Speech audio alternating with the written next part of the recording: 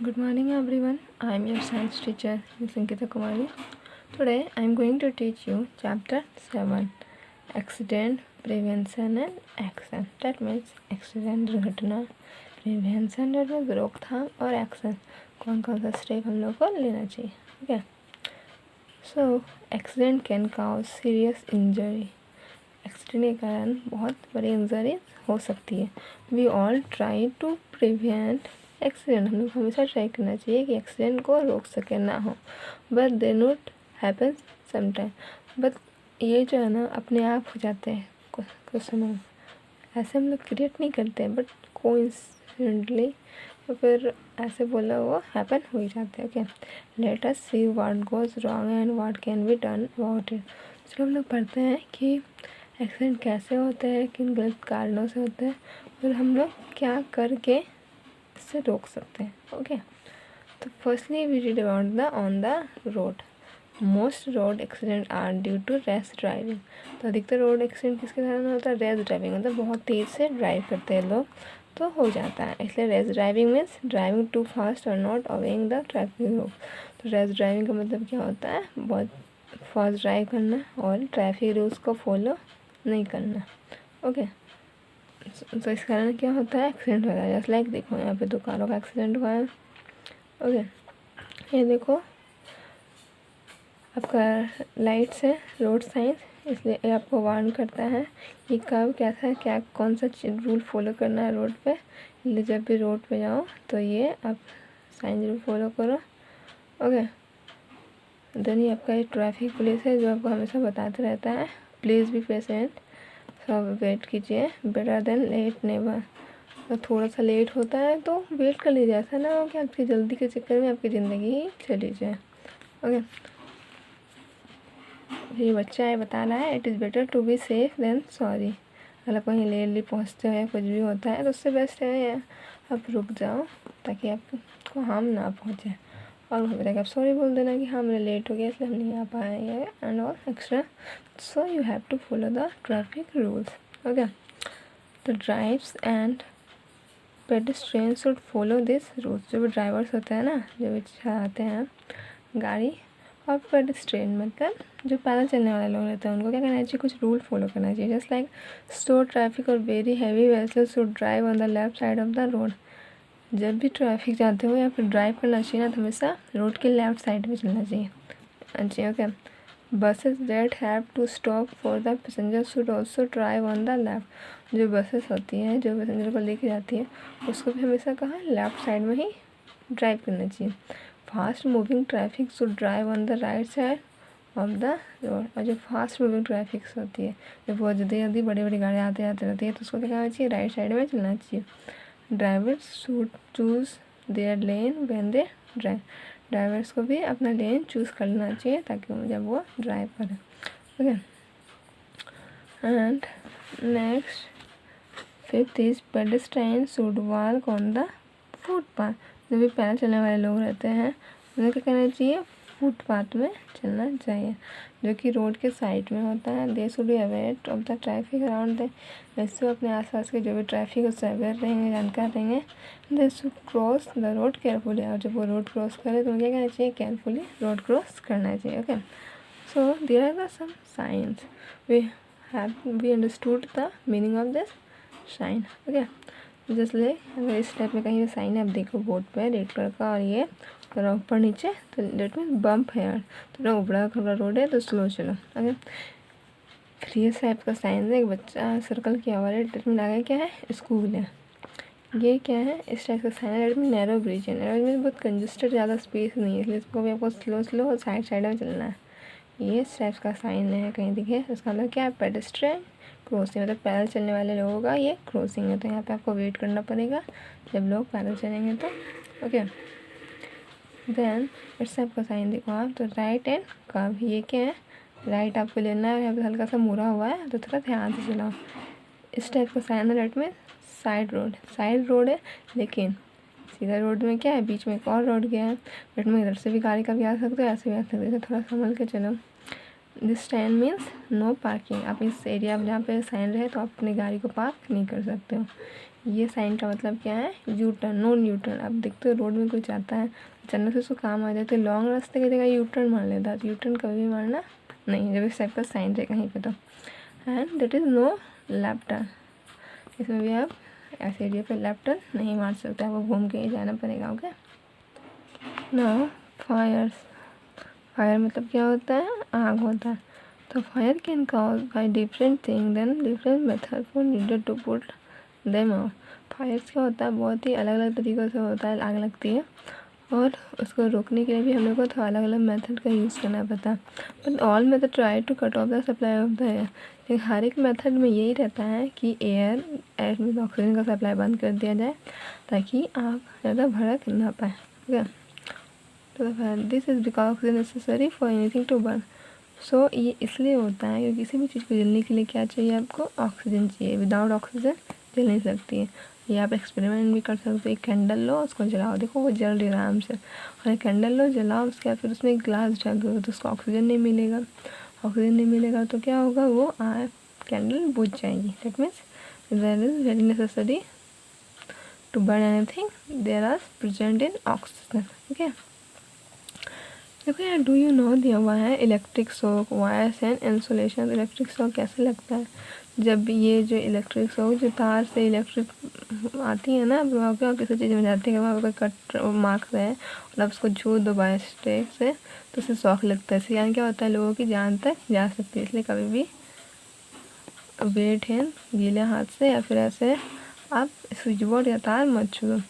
और wires and insulation, तो देखो जो वायर्स में करंट होता है ना, वो मेटल के थ्रू पास होता है। तो देखना हमेशा वायर में मेटल के ऊपर क्या कवरिंग क्या हो रहा था? वायर में प्लास्टिक का। क्यों? क्योंकि प्लास्टिक है ना, करंट जाना अलाउ नहीं करती, वो रोक देती है कहीं भी, उससे करंट पास नहीं हो सकता है। इसलिए हमेशा प्लास्टिक कवर किया जाता है तार के ऊपर ताकि वो सेफ रहे यूज़ करने के लिए। ओके, चलो पढ़ते हैं काउजेज एंड प्रिवेंशन। आग जो बढ़ती है फैलती है उसका कारण क्या है, उसको कैसे हम लोग रोक सकते हैं? Fire can be dangerous. एक फायर आगे बहुत ज़्यादा डेंजरस खतरनाक हो सकती है। However do all you can to help out without the indulging yourself. चलो पढ़ते हैं कि कैसे हम लोग किसी की मदद करें, अपने आप को बिना खतरे में डाले हुए दूसरों की मदद करें आग में। ओके, तो if it is a big fire sound for help. अगर बहुत बड़ा आग लग जाए तो चिल्लाना स्टार्ट कर दो और सबसे मदद मांगो। You should also call the fire brigade, give them the address correctly. Fire brigade को कॉल करो और उनको एड्रेस बताओ कि इस एड्रेस में आप आइए, आग लगी है, बहुत जल्दी है। And move yourself other to safe place. और उस जगह से तुरंत निकल जाओ और जो भी लोग हैं उनको भी निकालने पे हेल्प करो। It is also useful to know how to put off a fire. मतलब हम लोग ये भी जानते हैं कि हम लोग आग को कैसे बुझा सकते हैं। Okay, to prevent it spreading, इसको बढ़ने से रोकने के लिए। फर्स्ट इज, अगर फायर इलेक्ट्रिसिटी से लगती है, ठीक है, शॉर्ट सर्किटेड में, this can be due to the wires of faulting age. अगर कभी किसी वायर में कोई फॉल्ट निकल जाए और कभी आपस में रफ होत के बाई चांस शॉर्ट सर्किट से आग लग गई तो this fire are put off by covering the burning of the sand और मड। तो ऐसे आग को बचने के लिए आपको या तो बहुत सारा बालू लेना है, पानी बिल्कुल भी नहीं डालना है। ओके, ऐसे में पानी नहीं डालना चाहिए, ये आग और बढ़ जाता है। बालू लो यूज़ करो या मड और उस आग में डालना स्टार्ट कर दो, ठीक है। या फिर फायर एक्सटिंग्विशर यूज करो, जो कि आपके स्कूल में है, रेड कलर का सिलेंडर। देखो ये इंसान यूज कर रहा है फायर एक्सटिंग्विशर का, इसमें नाइट्रोजन गैस होता है, ठीक है। ये क्या करता है? ऑक्सीजन अलाउ नहीं करने देता है फायर में, और तुरंत फायर एक्सटिंग्विशर ऑक्सीजन का कटअप करता है और आग को बुझाने पर हेल्प करता है। ओके, कर दिया। यहाँ क्या बोला? Water is never use. मतलब जब भी ऐसे आग लगे इलेक्ट्रिसिटी का तो कभी भी पानी यूज़ नहीं करना चाहिए, इससे क्या हो सकता है? आग और बढ़ सकता है। Okay, some time cooking stove and kerosene. कभी कभी कुछ क्या होता है, आग के कारण क्या होता है, काउस क्या होता है, कुकिंग स्टोव जैसे केरोसिन, ठीक है। जो kerosene stove should be kept in a safe manner. जैसे केरोसिन स्टोव को हमेशा थोड़ी दूर किसी अच्छी जगह पे सेफ रखो।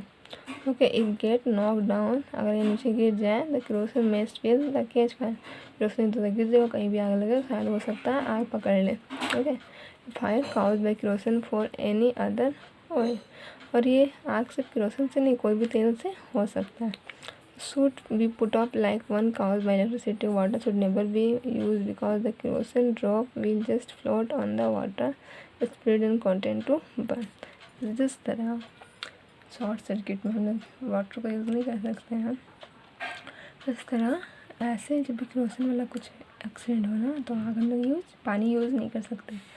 ओके, क्योंकि ये क्या करता है, केरोसिन जो फ्लोट कर जाता है वाटर पे, वाटर ऊपर जाके और गिरता है और नीचे गिर जाता है, लेकिन जो आग रहता है ना केरोसिन का वो ज़्यादा भड़क जाता है, इसलिए कभी भी यूज़ नहीं करना चाहिए। तो नेक्स्ट आता है एलपीजी। तो कभी कभी क्या होता है, स्पेशली एलपीजी का फुल फॉर्म क्या होता है, लिक्विड पेट्रोलियम गैस। क्या ये बहुत ही यूजफुल है, सबके घर में है, इसी कारण आपका खाना बनता है गैस सिलेंडर पर। लेकिन ये क्या है, कभी कभी बहुत ज़्यादा डेंजरस भी है। ओके, अगर ये लीक हो जाए, अगर सिलेंडर लीक हो जाए तो बहुत ज़्यादा डेंजरस हो सकता है, इसलिए। और ये आग बहुत जल्दी पकड़ लेता है। ठीक है, ये बहुत जल्दी रूम पे भी फैल जाता है। It's quickly spread all the over the room and entering even the tiny cracks of the crepe, और हर एक एरिया पे क्रैक देना भी स्टार्ट कर देता है। तो एलपीजी का कोई स्मेल नहीं होता, एलपीजी है no smell, sometime is added to give its the smell. कुछ ऐड किया जाता है उसमें ताकि वो क्या करे, स्मेल दे, ताकि लोगों को पता चले। The way you can tell leaking, और ये आपको बताता है कि वो लीक कर रहा है। ओके, तो इफ यू स्मेल एलपीजी, अगर आप स्मेल करते हो कि एलपीजी लीक हो रहा है, तो open on the door and window to allow to escape early. So student, जब भी आपको स्मेल आए एलपीजी सिलेंडर का कि एलपीजी लीक हो रही है, तो आप फटाफट क्या करो, जितने भी डोर और विंडो है उसको खोल दो, ताकि वो क्या करे, स्मेल बाहर चले जाए। ओके, एंड इससे भी बेस्ट है कि आप गैस एजेंसी वाले को कॉल कर दो। It is the best to call the gas agency and help and warn them. उनको बता दो, आसपास के लोग हैं उनको भी बता दो कि आपके घर पे गैस लीक हो रहा है, कुछ करना है तो कीजिए, या फिर कोई भी सोल्यूशन तो निकलेगा ही। Okay, but on that time never switch any electric or off in the room which is a leaked LPG has even a teeny spark from the switch can cause the gas of catch fire। तो उस time जब भी gas leak हो ना, तो उस time पे कभी भी स्विच बोर्ड का यूज़ मत करो, ना इसको ऑफ़ करो बल्ब को, ना ऑन करो। इट इज़ द बेटर है आप उस मेन लाइन को भी ऑफ़ कर दो। ओके, और थोड़ा सा भी स्विच से अगर उसको करंट मिलता है एलपीजी को, तुरंत वो क्या हो जाएगा, फायर, आग पकड़ लेगा। Okay, for the same reason do not light any match और लाइटर। इसी रीज़न से कभी भी कोई माचिस उस टाइम पे और लाइटर का भी यूज़ ना करें। Okay, fire may be cause by throwing away burning match और cigarette, careless use of fire crackers can also cause a fire. कभी कभी क्या होता है, फायर केयरलेसनेस की वजह से भी होता है। जैसे सिगरेट पी रहे हो, सही इंसान सिगरेट पी रहा था और उसको ऐसे फेंक दिया, बाई चांस यहाँ पटाखे रहते हैं तो क्या होता है, जल जाता है और ये बहुत आग पकड़ लेता है। तो कभी भी फायर क्रैकर जलाओ या फिर सिगरेट या मैचेस जो मैच चलाता है, ऐसे कहीं भी मत फेंक दो, उसको बुझ जाए पूरा तब फेंको, या फिर ऐसी जगह फेंको जहाँ पे वो आग ना टेक कर सके। ओके, नेक्स्ट दिया हुआ है आपका, बर्निंग वुड, प्लास्टिक और cloth can be saved by pouring water on them. Water bring down the temperature and the fire is put off.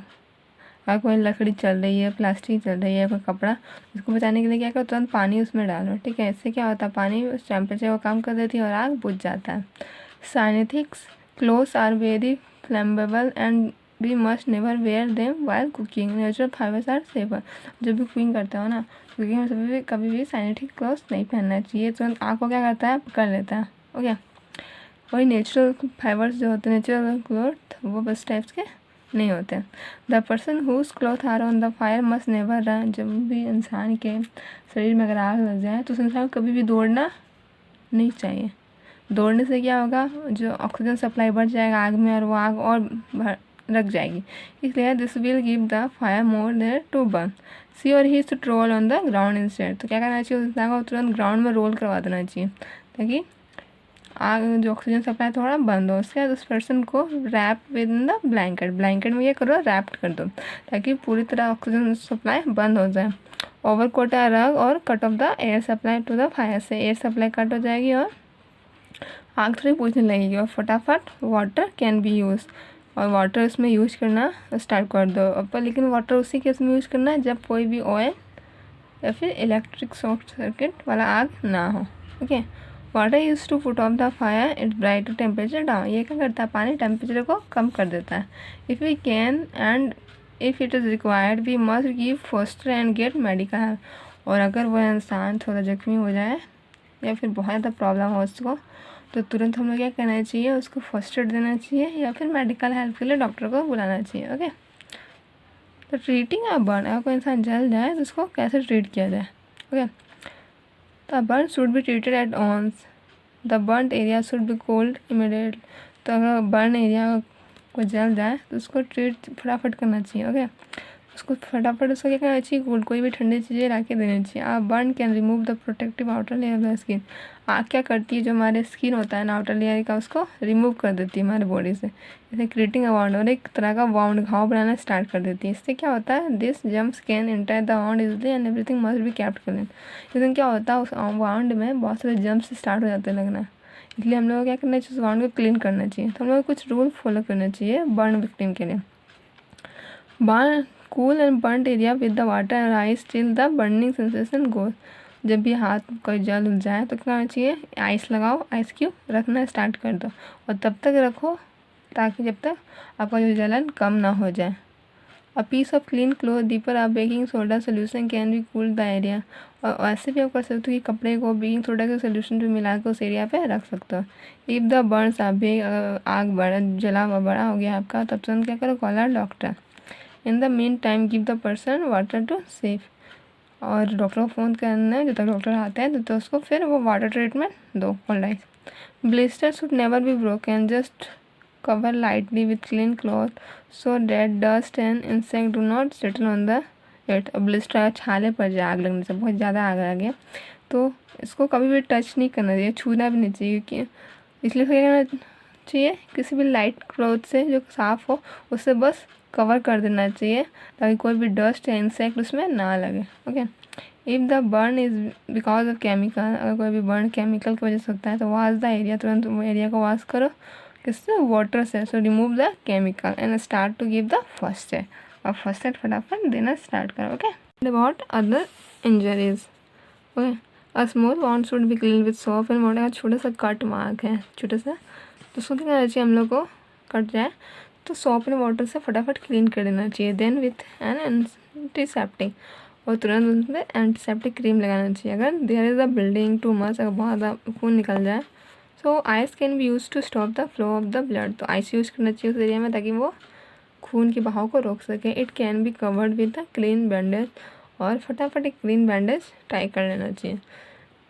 But if it does not start healing after a day और two, so it a doctor. और wound अगर 2-3 दिन में नहीं भर रहा है तो आपको क्या करना चाहिए, उसको डॉक्टर को दिखाना चाहिए। Okay, next is a deep wound. अगर वाउंड या कट मार्क्स गहरा हो गया है तो क्या करना चाहिए, नीड मोर केयर, तो हम लोग को ज़्यादा केयर करना पड़ेगा। Okay, it should be clean and doctor should be called for.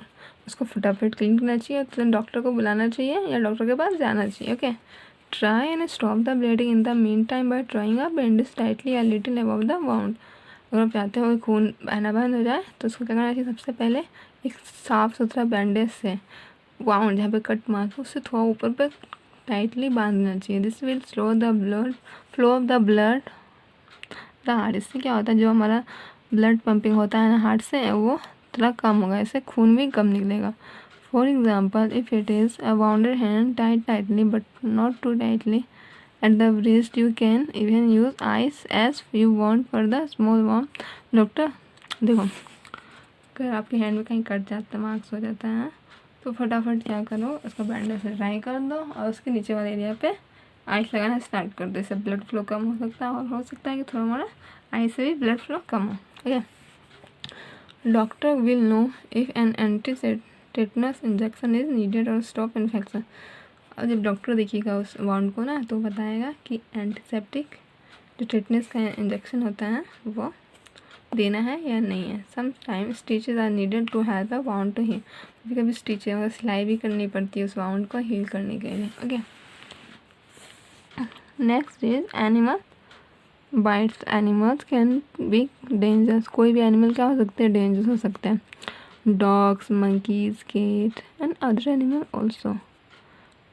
Okay, ये सारी कौन सी बीमारी आपको दे सकते हैं, रेबीज एंड जम्स दे सकते हैं। Okay, which is very dangerous disease है, एक बहुत ही खतरनाक बीमारी है। वॉज द वाउंड, अगर कभी ऐसा कुछ कट मार्क हो, आपको कोई बाइट करे एनिमल बाइट, तो तुरंत उस वाउंड को धोना स्टार्ट करो सोप और वाटर से। ओके, इतना सोप लगाओ ताकि वो इन्फेक्शन ख़त्म हो। तुरंत से एंटीसेप्टिक यूज़ करो, एंटीसेप्टिक क्रीम, एंड डॉक्टर से कंसल्ट करो। A bite from a venom of snake, that means विषैला कोई भी सांप, cause venom to enter the blood and travel to the heart and nervous system। अब देखो, जब भी सांप काटता है ना, तो शायद नर्वस जो भी नर्व्स होता है हम लोग का, इसमें ब्लीडिंग चलती है ग्रीन वाला, उसमें डायरेक्ट क्या करता है, वो जहर डाल देता है। इससे क्या होता है, वो जहर खून के रास्ते से हमारे पूरे बॉडी में चला जाता है, जो हमारा नर्वस सिस्टम है सबसे पहले इसको डैमेज करना स्टार्ट करता है। इससे क्या होता है, ये बहुत ज़्यादा घातक है। अगर हमारा नर्वस सिस्टम ही काम करना बंद कर दिया जाए ना, तो फिर हम लोग रिएक्ट नहीं कर पाएंगे, हम लोग क्या करना है, कैसे करना है, हम लोग को समझ में नहीं आएगा, और इंसान की डेथ तुरंत हो जाती है स्नेक बाइट में। ओके, तो do to try prevent it, अगर उसको आप रोकना चाहते हो तो रोकने के लिए क्या चाहिए, सबसे पहले जिस जगह पर वो काटा है उसके जस्ट थोड़े से ऊपर एक टाइट बैंडेज बांध दो, इतना टाइट बैंडेज कि ब्लड फ्लो ना हो सके। Okay, the patient should see the doctor at once, और तुरंत फटाफट डॉक्टर के पास ले जाओ। ओके, नेक्स्ट आपका आता है स्प्रेन। तो स्प्रेन दैट मीन नोज, अब चलते चलते कभी देखो पैर में मोच आ जाता है, ये जाता है। Sprain damage the tissue around a joint, जो भी जॉइंट के आसपास जो ये टिश्यू है ना, वो क्या करता है, उसको डैमेज कर देता है। तो उसको ठीक करने के लिए क्या करना चाहिए, कोल्ड पैक यूज़ करना चाहिए, ऑइंटमेंट को मरहम लगाना चाहिए, क्रीपा बैंडेज, एक बैंडेज आता है जो दर्द से आराम देता है, उसको यूज़ करना चाहिए सपोर्ट करने के लिए। और जिस एरिया पे चोट लगा है उसको थोड़ा रेस्ट करने देना चाहिए। इससे क्या होता है, वो मोच जल्दी ठीक होती है। ओके, फिर आपका आता है, if the person injured person is extremely pain while moving, there may be the fracture और लिगामेंट रैप्चर। अब देखो, अब हम क्या होता है, ये जब फ्रैक्चर होता है तो उसमें भी वैसे ही पेन होता है जैसे कि आपका स्प्रेन में पेन होता है। तो हम लोग को पता कैसे चलेगा, जब फ्रैक्चर होता है ना, तो उस एरिया को हल्का सा भी हिलाने में उस इंसान को कितना दर्द होगा कि लगेगा कि जान निकल गई है। ठीक है, वो टू मच पेन होगा, इसको वो सह नहीं पाएगा। तो इस टाइम से लोग क्या पता कर सकते हैं कि वो तो उसका फ्रैक्चर होगा, उसकी हड्डी टूट गई है। ओके, जो भी लोग का जॉइंट है कहीं वहाँ पर टूट गई है, तो उस टाइम पे हम लोग क्या करना चाहिए, do not try to move the injured part, हम लोग उस इंजर्ड पार्ट में मूव नहीं करना चाहिए। कॉल द डॉक्टर, तुरंत डॉक्टर को कॉल करना चाहिए, या फिर डॉक्टर के पास उसको ले जाना चाहिए। The doctor will know how to move the person, और डॉक्टर बताएंगे कि कैसे मूव करना है, क्या करना है, सारा एक्सरे लेंगे एंड बताएंगे कि वहाँ पे जॉइंट में कोई प्रॉब्लम है, फ्रैक्चर है या स्प्रेन है। Don't try to take it easily, जब भी आपको इस टाइप्स का प्रॉब्लम्स हो। So consult with parents firstly, and also told all the truth thing with your doctor. Okay, student, I hope you understood all the topics of this chapter. If you have any doubt, then prepare your doubt list and ask me in next classes. Okay, and also subscribe the channel for getting more update of related to your science chapter, and press the bell icon also for notification. Okay, student, thank you, have a nice day.